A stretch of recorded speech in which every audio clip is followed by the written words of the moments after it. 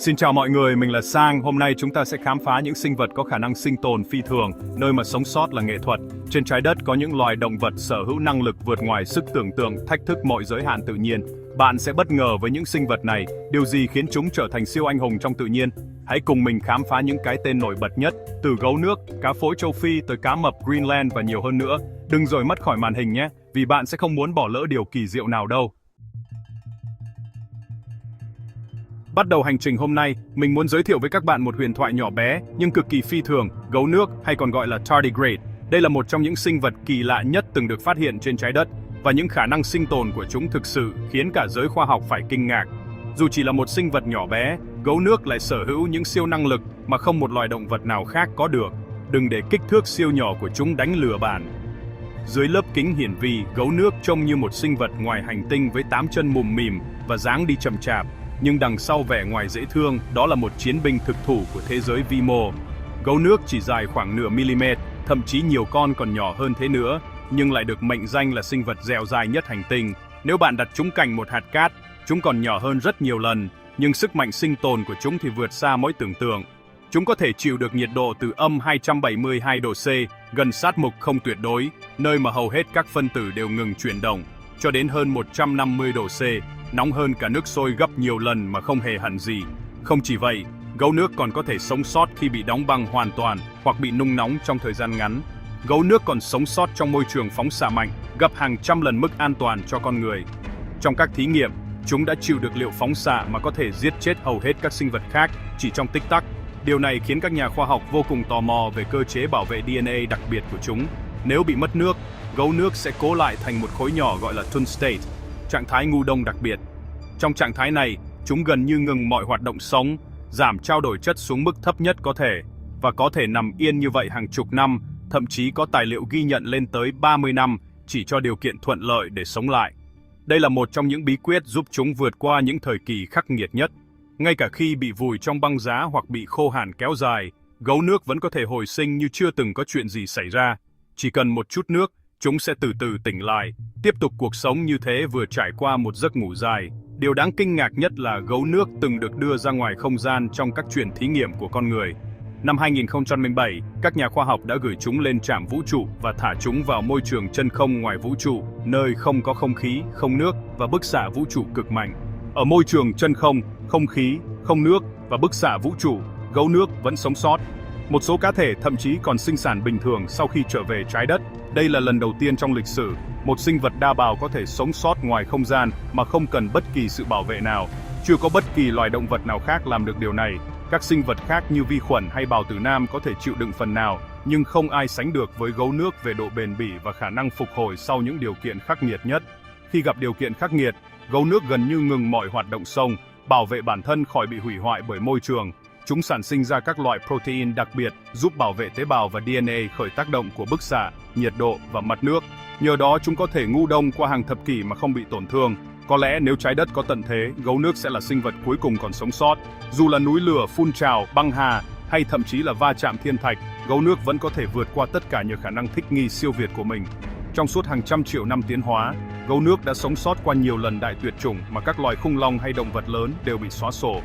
Chúng là minh chứng sống cho sức mạnh của sự thích nghi và bền bỉ trong tự nhiên. Ở đâu có nước, dù chỉ là một giọt nhỏ, bạn cũng có thể tìm thấy gấu nước đang ẩn nấp cho thời cơ. Chúng sống ở khắp nơi, từ rêu, địa y, đất ẩm, cho đến các vùng nước ngọt, nước man, thậm chí cả trong suối nước nóng hay băng vĩnh cửu. Nhờ khả năng này, các nhà khoa học đang nghiên cứu gấu nước để phát triển công nghệ bảo quản thực phẩm, bảo quản mô sống, thậm chí là giúp con người sống sót trong không gian lâu dài. Nếu chúng ta hiểu được bí mật của gấu nước, có thể một ngày nào đó, con người sẽ có thể du hành vũ trụ mà không lo sợ về bức xạ hay thiếu nước. Một số nhà khoa học còn hy vọng rằng nghiên cứu về gấu nước sẽ mở ra cánh cửa cho y học tái sinh, bảo vệ tế bào khỏi lão hóa và thậm chí là kéo dài tuổi thọ cho con người.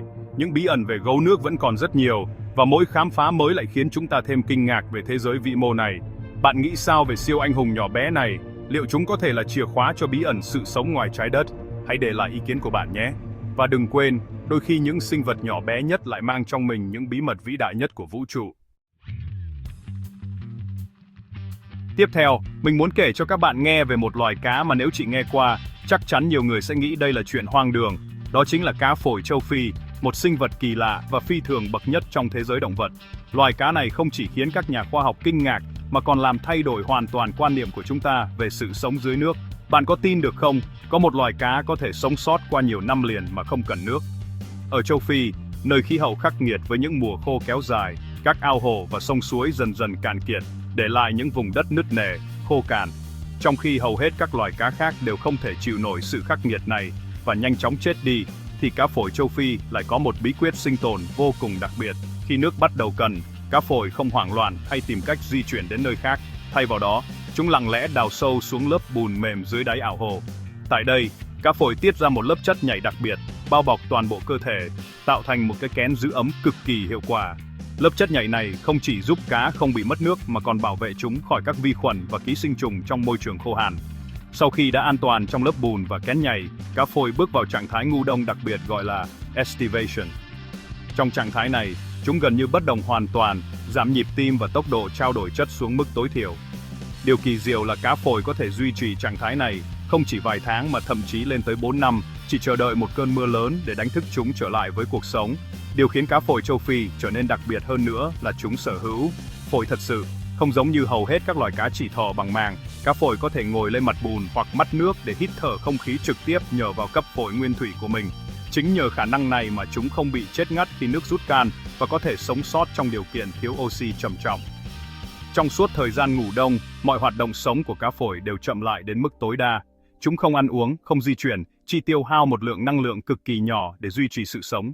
Nhờ vậy, cá phổi có thể vượt qua những giai đoạn khô hạn kéo dài mà không bị đói hay kiệt sức. Khi những cơn mưa đầu mùa đổ xuống, nước lại tràn về các ao hồ, đánh thức cá phổi khỏi giấc ngủ dài. Chúng phá vỡ lớp bùn và kén nhảy bao quanh, rồi bơi ra ngoài, tiếp tục cuộc sống như chưa từng có chuyện gì xảy ra. Hình ảnh cá phổi hồi sinh sau nhiều tháng, thậm chí nhiều năm ngủ đông thực sự là một kỳ tích của tự nhiên. Nhờ khả năng thích nghi phi thường này, cá phổi châu Phi đã tồn tại và phát triển qua hàng triệu năm tiến hóa. Chúng là minh chứng sống động cho sức mạnh của tự nhiên và sự bền bỉ của sự sống. Các hóa thạch cho thấy tổ tiên của cá phổi đã xuất hiện từ thời kỳ khủng long, và đến nay chúng vẫn giữ được những đặc điểm độc đáo giúp thích nghi với môi trường khắc nghiệt. Không chỉ vậy, cá phổi còn là một trong những mật xích quan trọng giúp các nhà khoa học hiểu rõ hơn về quá trình tiến hóa từ cá lên động vật có xương sống trên cạn. Những đặc điểm như phổi nguyên thủy, khả năng sống trong bùn khô và sự dẻo dai trước biến đổi môi trường đã giúp cá phổi trở thành hóa thạch sống quý giá. Các nhà nghiên cứu trên khắp thế giới đã dành nhiều năm để tìm hiểu về cá phổi châu Phi. Họ phát hiện ra rằng cấu trúc phổi của cá phổi có nhiều điểm tương đồng với phổi của các loài động vật lưỡng cư và bò sát cổ đại. Điều này cho thấy cá phổi chính là cầu nối quan trọng giữa cá và các loài động vật sống trên cạn ngày nay. Không chỉ nổi bật với khả năng sống không cần nước, cá phổi châu Phi còn có thể chịu đựng được môi trường thiếu oxy, nhiệt độ cao và thậm chí cả những chất độc hại trong bùn. Chúng có thể sống sót ở những nơi mà hầu hết các loài cá khác đều bỏ mảng, chứng minh sức sống mãnh liệt và khả năng thích nghi tuyệt vời của mình. Thậm chí, trong các thí nghiệm, cá phổi còn có thể sống sót trong môi trường nước bị ô nhiễm nặng, nơi nồng độ oxy gần như bằng không. Điều này khiến các nhà khoa học không khỏi kinh ngạc và càng thêm trân trọng sự kỳ diệu của tự nhiên. Nếu phải chọn ra một sinh vật đại diện cho sự bền bỉ, dẻo dai và khả năng vượt qua mọi thử thách của thiên nhiên, chắc chắn cá phổi châu Phi sẽ là ứng cử viên sáng giá nhất. Câu chuyện về cá phổi không chỉ là minh chứng cho sức mạnh của sự thích nghi, mà còn là nguồn cảm hứng bất tận cho con người trong hành trình chinh phục và bảo vệ thiên nhiên. Nếu nói về tuổi thọ, cá mập Greenland chắc chắn là ông tổ trong thế giới động vật. Trong khi nhiều loài cá mập khác chỉ sống được vài chục năm, thì Greenland lại là một ngoại lệ kỳ lạ, vượt xa mọi đối thủ về mặt thời gian tồn tại trên trái đất. Bạn có biết cá mập Greenland có thể sống tới hơn 400 năm không? Các nhà khoa học đã xác định tuổi của chúng bằng cách phân tích các mô mặt, và kết quả thật sự gây kinh ngạc. Một số cá thể được cho là đã ra đời từ thế kỷ 17, tức là khi Newton còn đang phát minh ra định luật chuyển động. Điều này biến chúng thành một trong những sinh vật sống lâu nhất từng được ghi nhận trên trái đất. Thậm chí, tuổi thọ của cá mập Greenland còn vượt xa cả rùa Galapagos, cá voi đầu cồng hay thậm chí là cây cổ thụ nghìn năm. Cá mập Greenland sống ở vùng nước lạnh giá của Bắc Đại Tây Dương, nơi nhiệt độ luôn xấp xỉ 0 độ C. Những vùng biển băng giá này trải dài từ Canada, Greenland cho đến tận Na Uy, Iceland, tạo nên một môi trường sống khắc nghiệt mà ít loài nào chịu đựng nổi. Tuổi thọ dài như vậy là nhờ quá trình trao đổi chất cực kỳ chậm. Nhiệt độ thấp khiến mọi hoạt động sinh học của chúng diễn ra chậm rãi, từ nhịp tim cho đến tốc độ tiêu hóa thức ăn. Một số nghiên cứu cho thấy, nhịp tim của cá mập Greenland chỉ khoảng một nhịp mỗi 12 giây. Cá mập Greenland di chuyển rất chậm, tiêu hao ít năng lượng, và nhờ đó tránh được nhiều nguy hiểm từ kẻ thù. Sự chậm chạp này không chỉ giúp chúng tiết kiệm năng lượng mà còn khiến chúng trở thành những bóng ma lặng lẽ dưới đáy đại dương, ít bị chú ý bởi các loài săn mồi khác. Một số cá thể thậm chí đã sống qua nhiều thế hệ con người, chứng kiến cả những biến đổi lớn của trái đất. Hãy tưởng tượng, có những con cá mập Greenland đã bơi dưới biển khi các đế chế lớn trên thế giới còn tồn tại, và vẫn tiếp tục sống sót cho đến ngày nay. Cá mập Greenland có thể sống ở độ sâu hơn 2.000 mét, nơi áp suất cực lớn và ánh sáng gần như không có. Ở những tầng nước sâu thẳm này, nhiệt độ luôn lạnh buốt và chỉ có những sinh vật thực sự đặc biệt mới có thể tồn tại. Để thích nghi với môi trường khắc nghiệt như vậy, cá mập Greenland phát triển khả năng định vị và săn mồi trong bóng tối gần như tuyệt đối. Chúng sử dụng các giác quan nhạy bén để phát hiện chuyển động nhỏ nhất của con mồi, dù là trong bóng tối sâu thẳm. Thức ăn của cá mập Greenland chủ yếu là cá nhỏ, động vật thân mềm, thậm chí xác động vật chìm xuống đáy biển. Đôi khi, chúng còn ăn cả hai cẩu hoặc các loài động vật lớn hơn nếu có cơ hội, nhưng phần lớn thời gian, chúng là những người dọn dẹp của đại dương sâu. Có những nghiên cứu cho thấy chúng có thể nhịn ăn hàng tháng mà không bị ảnh hưởng nhiều đến sức khỏe. Khả năng chịu đói này là một trong những bí quyết giúp chúng sống sót qua những thời kỳ khan hiếm thức ăn kéo dài ở vùng biển lạnh giá. Ngoài ra, cá mập Greenland còn sở hữu enzyme đặc biệt giúp tế bào không bị tổn hại bởi môi trường lạnh giá. Những enzyme này bảo vệ các cơ quan nội tạng, giúp chúng duy trì sức khỏe ổn định suốt hàng trăm năm, bất chấp điều kiện khắc nghiệt của đại dương Bắc Cực. Tuy nhiên, tuổi thọ dài cũng đi kèm với những thách thức. Nhiều cá thể cá mập Greenland bị ký sinh trùng tấn công vào mắt, khiến chúng gần như mù lòa. Nhưng nhờ khả năng cảm nhận rung động và mùi hương, chúng vẫn có thể săn mồi và sinh tồn. Bạn nghĩ sao nếu mình có thể sống được hơn 400 năm, chứng kiến bao đời thay của thế giới? Cá mập Greenland là minh chứng sống cho sức mạnh của sự thích nghi và bền bỉ, là người kể chuyện thầm lặng của đại dương băng giá, mang trong mình những bí ẩn chưa từng được khám phá hết. Nói tới những loài vật sống dài, sống giỏi, chắc chắn phải kể đến lạc đà, ông hoàng của sa mạc đấy các bạn. Lạc đà có thể nhịn uống nước đến 2 tuần và nhịn ăn cả tháng trời mà vẫn khỏe rẻ, là nhờ chúng có khả năng giữ nước và mỡ trong người đó. Cái bướu to đùng trên lưng chính là kho chứa mỡ. Khi nào can, mỡ sẽ biến thành nước và năng lượng giúp lạc đà sống sót. Lạc đà còn siêu hơn nữa là có thể tự điều chỉnh nhiệt độ cơ thể, giúp chúng không bị mất nước nhiều quả mồ hôi. Khi tìm thấy nước, lạc đà có thể uống một lúc tới 150 lít nước chỉ trong vài phút thôi đó. Thật đáng kinh ngạc phải không nào? Nhờ những khả năng sinh tồn đặc biệt này, lạc đà đã trở thành người bạn thân thiết, không thể thiếu của con người trên những chuyến đi xuyên sa mạc hàng nghìn năm nay. Ai mà biết được, có khi nhỏ lạc đà, chúng ta sẽ học được cách vượt qua những khó khăn, những sa mạc của chính mình trong cuộc sống. Bạn nghĩ sao về việc đóng băng hoàn toàn mà vẫn có thể sống lại?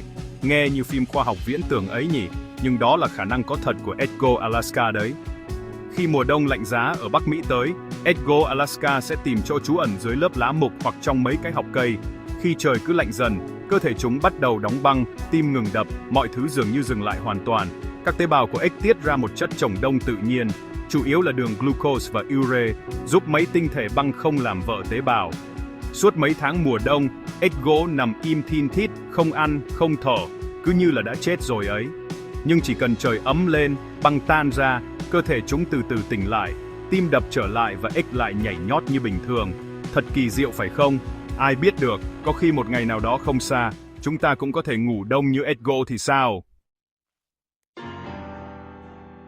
Không cần to lớn mới trở thành chiến binh, bồ cánh cung bom là minh chứng rõ ràng nhất. Bồ cánh cung bom có khả năng phun ra một loại hóa chất nóng tới 100 độ C để đuổi kẻ thù. Trong bụng bồ có 2 khoảng chứa riêng biệt, một chứa hydroquinone, một chứa peroxide. Khi gặp nguy hiểm, 2 hóa chất này được chọn lại, phản ứng hóa học diễn ra cực nhanh, tạo ra hơi nước nóng và hỗn hợp hóa chất cực kỳ độc. Hệ thống súng phun hóa chất này có thể điều chỉnh hướng phun cực kỳ chính xác, bạn được cả phía trước lẫn phía sau. Nhờ vậy, dù bị tấn công từ đâu, bồ cánh cung bom vẫn luôn tự vệ thành công.